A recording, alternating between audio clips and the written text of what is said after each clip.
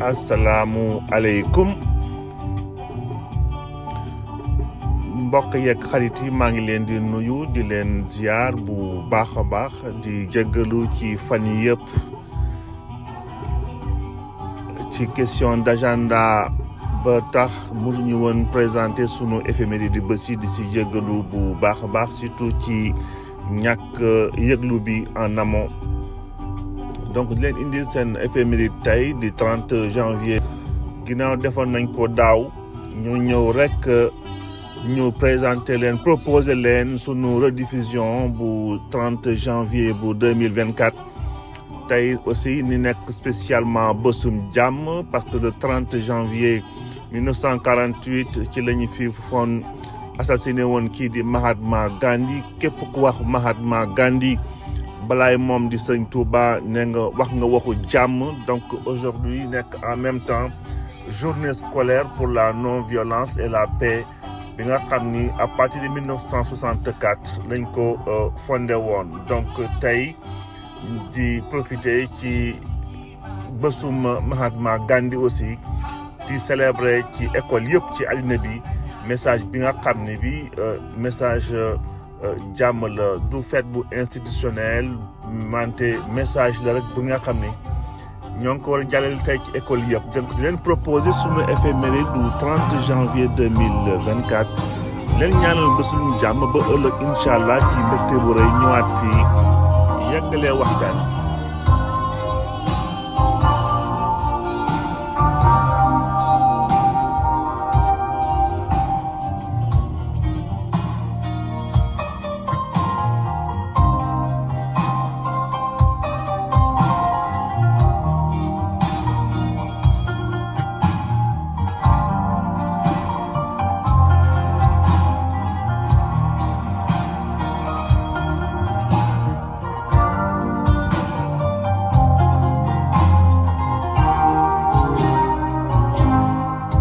Asalaamu aleykum mbokk yeeg xarit yi maa ngi leen di nuyu di leen ziar 30 janvier 2024 façon yéene rek indil leen seen éphéméride du bés bii nga xam ni am na ay date yu ci am solo ku ñëw ci sunu éphéméride tey di ko articuler ci juróomi date bu si njëkk bi dañu dellu si waat ci Mahatma Gandhi mooy Mahatma ñu daan la grande âme bi nga xam ni jaaroon nañu ci doon ko rendre hommage rapidement ajjuma ji passé 26 janvier bii nga xam ni ci la ko britannique yi libéré woon ginnaaw arrestation bi nga ko arrêté woon ci mai ci mois de mai ba ci mois de mai ba ginnaaw marche bu mu defoon ba soulèvement populaire bu am solo commencé woon am foofu britannique yi libéré woon ko pour que mu war a mën a ñëw def négociation yi. Mahatma Gandhi nag tey la mujj woon a làqu naturaam nga xam ni ki nga xam ni moo defoon ñaawteef boobu doon nekkoon benn fanatique hindu moom mujj woon a jël bakkanam tey. donc ju continuer di célébrer non pas naturam ci ñaawteef boobu mu def wante di célébrer la grande âme Mahatma Gandhi tey 30 janvier 1948 bu ñu fa jógee de dellu si waat ci sunu ay réew tey di 30 janvier par rapport 30 janvier 1961 ouverture Dakar conférence économique interafricaine dinañ ci ñëwaat léegi bu ñu fa jógee dem puis 30 janvier 1974 ci ñëwum Sénégal de Jackson 5 jaare ouverture premier congrès bu parti démocratique sénégalais de 30 janvier 1976 ginnaaw création 2 ans auparavant en 1974 war a jeexale ci hommage benn kilifa nga xam ni il a eu une vie courte wante une contribution très dense dans la politique sénégalaise malgré ses 36 ans de vie di Pape Babacar Mbaye bi nga xam ni demoon mujjee làqu le 30 janvier 2004. Sans plus tarder ñu ñëw ci sunu éphéméride bu njëkk bi di 30 janvier 1948 Nathuram benn fanatique hindou mujj woon a ñëw def ñaawteef boobu ci la grande âme di Mahatma Gandhi le 30 janvier 1948 contexte boobu li nit ñi war a mën a xam mooy révolutionnaire pacifique yëpp ils sont toujours en danger par rapport à seen propre partisans yi nga xam ni duñu d'accord ci seen approche de paix seen approche de non-violence xëy na parfois dañuy xaw a yàkkamti mbir yi bañ a d'accord ci approche njiit bi ba ñu def ñaawteef yu demee noonu ndaxte ñëpp xam nañu Mahatma Gandhi c'est un pacifiste révolutionnaire pacifiste la révolution par la masse la révolution par la cause donc mu amoon benn opposition bu metti diggante jullit ya nekkoon foofu ak hindu yi Mahatma nag mu nekkoon un humaniste mu jëwoon dem non seulement grève de la faim nga xam ni moo nekkoon xeex de non-violence bu mu doon entamé foofu pour que hostilité yi diggante ñaari communauté yi dakk non seulement grève de la faim boobu la ko entamé woon ak ni mu doon tuuti yëpp wante dafa dem làqatu woon carrément ci biir njabootu jullit ya pour que hindu yi pour que hindu yi arrêté di persécuter jullit yi foofu ci Inde donc loolu nag comme on dit la goutte qui a fait déborder le vase ba fanatique bi di Nathuram mujjee ànd ak ay yeneen groupe radicaux dem def seen ñaawteef bu salte bi dem fat la grande âme Mahatma Gandhi donc ñu ne Mahatma Gandhi donc ñu ñëw rek ci résistance am bi nga xam ni bi daf ko basé woon sur la non-violence donc lu mel ni ay grève générale ay grève civile par la grève par la masse ay désobéissance civile bi nga xam ni bu ci ñëpp taxawee économie bi taxaw forcément les pouvoirs publics empire des Indes ci jamono boobu waroon na mën a ñëw fexe ba créer libération du peuple indien donc Mahatma Gandhi ci boppam inspiré woon na ay mouvement de libération yu bëre ak yeneen cause yu bëre ba ci ñoom Martin Luther King ba ci ñoom Nelson Mandela ñoom tous c'était des gens qui étaient pacifistes inspirés par Mahatma Gandhi ñu yem ci moom rek ni il a fait 6 ans de prison muy Inde sax il a même été emprisonné aussi même en Afrique du Sud parce que daawoon na dem ba Afrique du Sud di leen may doole donc Mahatma Gandhi donc célébré waat encore tey ginnaaw bi mu làqoo le 30 janvier 1948 dellu si waat sunu réew en 1961 ouverture à Dakar ci conférence économique interafricaine bi ñu décidé woon déjà à Brazzaville 19 décembre 1960 ci lañ décidé woon li ñuy wax conférence des États d'Afrique foofu nga xam ne ñu ngi ko teniroon foofu ci Brazzaville ñu ngi décidé woon jëloon ñaari décision yu majeure benn bi nga xam ni demoon na ba di création d'une organisation malgache de coopération économique beneen bi créer une compagnie aérienne entre Union africaine bi Union interafricaine bi donc ouverture Dakar bi c'était encore dans ce cadre-là dans la continuité de ce rendez-vous de Brazzaville de décembre 1960